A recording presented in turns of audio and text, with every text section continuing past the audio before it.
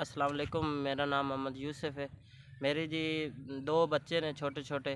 एक बेटी है ओदी जी वो ज़हनी तौर ते मजबूर है और मेरे माई बाबा मेरे नाल रहिंदे ने और छोटा जिहा मेरा कारोबार है ते और ये मतलब कि मेरी 3 साल पहले मेरी लात कट्टी गई है और किसी नेक बंदे ने मेरी लात लगा दी है और हूँ ये लात भी ख़राब हो गई है ते और मेरे को इतना पैसा भी कोई नहीं, आमदनी कोई नहीं जेड़ा मैं अपना यानी कि कोई अपनी लात लवा सकां ते और निक्का जिहा कारोबार है और इतना भी गुंजाइश कोई नहीं है कि जेड़ा मैं नाल केला सेब और कोई चीज़ रख सकां। अपनी रोटी पानी बहुत औखा यानी कि चल रहा है।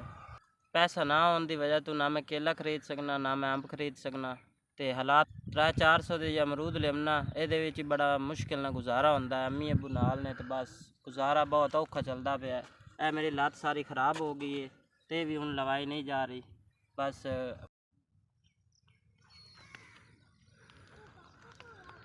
अस्सलाम वालेकुम सारिਆਂ ਨੂੰ।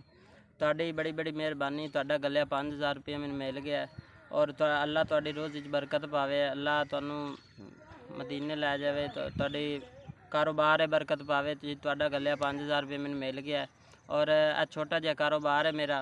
और चलो बई पहले मैं उधारे अमरूद लैके बेचदा सी ते हुण चलो बई मेरा अपना कारोबार हो जाएगा। मैं नाल केला सेब हुण अपना ला के पा सकना, अपने बच्चों की रोज़ी चला सकना।